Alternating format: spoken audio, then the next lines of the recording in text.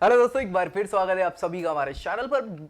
और हम बात कर रहे थे इतिहास की। आधुनिक भारतीय इतिहास में गांधी जी के द्वारा किए गए प्रमुख प्रमुख आंदोलनों पे हम डिस्कस कर रहे हैं, शुरुआती तौर के पहले चरण के। और पिछले दो वीडियोस में हमने चंपारण और अहमदाबाद मिल मजदूर आंदोलन पे बखूबी डिस्कस कर लिया। बात आती है खेड़ा सत्याग्रह की, जिसकी हम बात इस वीडियो में करेंगे कि खेड़ा सत्याग्रह भी किसानों के लिए गुजरात में किया गया आंदोलन है ये। और यहां पे बात थी टैक्स की, कि टैक्स माफ किया जाए। हुआ यह था कि भाई उसी समय अकाल की स्थिति थी। आपको मैं सच्चाई बताऊं तो अकाल के कारण क्या होता है, सूखे वाली स्थिति है, पानी रहा नहीं ढंग से, तो सिंचाई हो नहीं पाई चीजों की, मतलब खेती की, और फसलें बर्बाद हो गई। फसलें बर्बाद होने के कारण क्या होगा कि भाई आपके पास आमदनी नहीं रही, भाई फसल ही नहीं रही, अनाज ही नहीं रहा, तो आपको मिलेगा क्या। और जब कुछ है नहीं आपके पास तो टैक्स तो देना ही है, लगान तो देना ही पड़ता था अंग्रेजों। तो लगान देने के पैसे नहीं है भाई साहब, तो ऐसी कंडीशन में क्या किया जाए,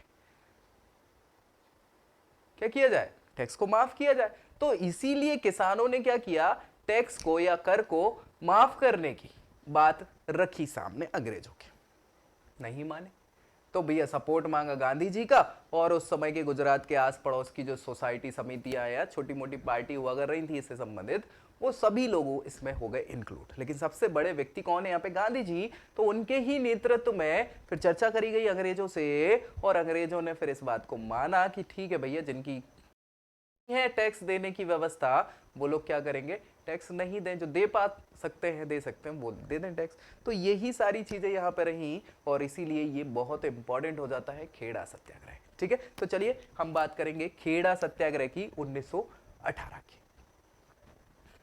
तो भाई खेड़ा सत्याग्रह क्या था, बेसिकली फसल बर्बाद होने के कारण सरकार द्वारा फिर भी मालगुजारी वसूल की जा रही थी। मालगुजारी का मतलब वही है कि भैया लगान की बात हो रही है, सो ये वसूल की जा रही थी। अब किसानों ने क्या किया, इसका विरोध कर दिया कि भाई साहब पैसे नहीं है, कैसे दे दें, हम नहीं है पैसे, तो मालगुजारी आप माफ कर दीजिए।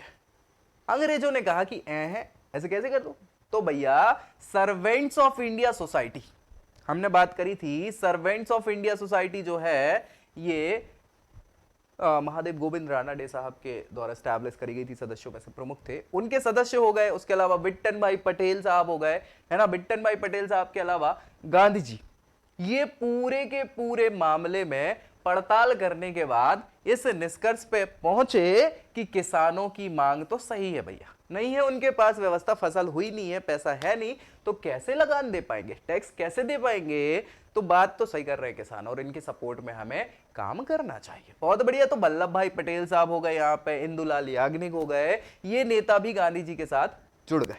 वल्लभ भाई पटेल और इंदुलाल याग्निक के अलावा भी यहाँ पे गुजरात सभा, जो एक सभा हुआ कर रही थी गुजरात के लोगों के द्वारा, प्रमुख प्रमुख लोगों के द्वारा, गुजराती मुद्दे जो है गुजरात के, उन पे ही काम करने के लिए गुजराती सभा बनाई गई थी गुजराती लोगों की। तो उसके अध्यक्ष उस समय गांधी जी थे, है ना। सो बस इन्होंने भी महत्वपूर्ण भूमिका यहाँ पे गुजरात सभा ने निभाई। और इसी बीच सरकार को जब पता चला कि भैया है यार गलत तो हो रहा है, पता चलेगा तो क्या ही कर सकते हैं, सरकार के पास, अंग्रेजों के पास सच्चाई सामने तो रखो। पहले होता यही था कि भाई सच्चाई नहीं पहुंच पाती थी उन तक, तो वो कोई निर्णय नहीं ले पाते थे। अब बात तो पता चली कि हाँ यार गलत तो हो रहा है, कि नहीं है उनके पास पैसे, तो कहां से दे देंगे, और इससे ही तो दिक्कत परेशानी होगी, जायज बात है। तो भैया सरकार ने क्या किया कि एक गुप्त निर्देश जारी कर दिया कि जिसके पास भी लगान का पैसा नहीं है उससे वसूल नहीं किया जाएगा, और लगान केवल उन्हीं से वसूल किया जाएगा जो लगान देने की स्थिति में।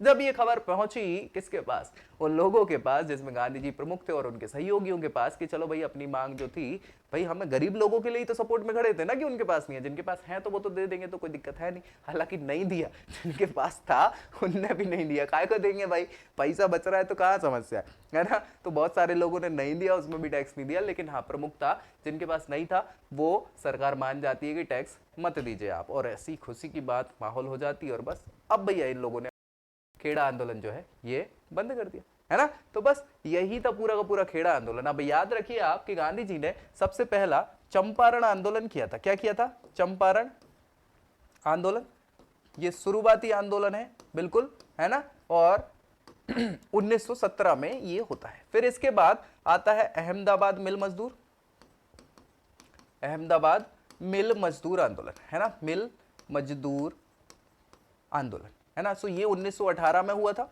और इसी के बाद खेड़ा सत्याग्रह, क्या भैया, खेड़ा सत्याग्रह। सो इस खेड़ा सत्याग्रह को भी 1918 में गांधी जी ने उनके नेतृत्व में सफलता से इसको क्या किया था, सही से आंदोलन सफलतापूर्वक खत्म हो गया था। तो भैया इन सभी के कारण ये शुरुआती आंदोलन है गांधी जी के, लेकिन माहौल क्या है इस समय, गड़बड़ हो जाता है। देखो एक स्थिति बनती है, क्या बनती है, प्रथम विश्व युद्ध की। जैसे ही गांधी जी आए थे तब प्रथम विश्व युद्ध चल ही रहा था भारत में, है ना, प्रथम विश्व युद्ध, है ना। और प्रथम विश्व युद्ध जो है 1914 से लेके 1918 तक चला था।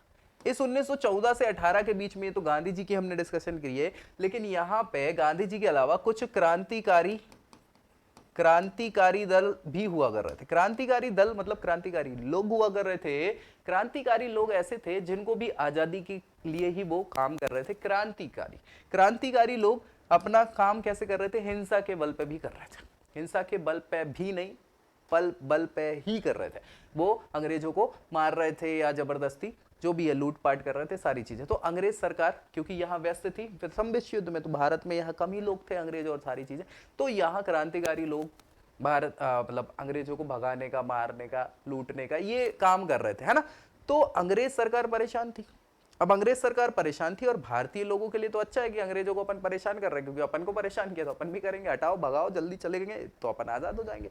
तो भारतीय लोग भी क्या करते थे, इन क्रांतिकारियों को सपोर्ट करते थे, जो जायज है, ऑब्वियस सी बात है, करेंगे, क्यों नहीं करेंगे। तो इससे क्या होता था कि जब अंग्रेज लोग आते थे पूछने कि भैया उस व्यक्ति को देखा, वो यहाँ से मार के निकल गया, ये कर गया, वो कर गया अंग्रेजों को, तो भारतीय लोग भी सपोर्ट करते थे किसका, क्रांतिकारियों का, और बताते नहीं थे, छुपा लेते थे कई बार सारा।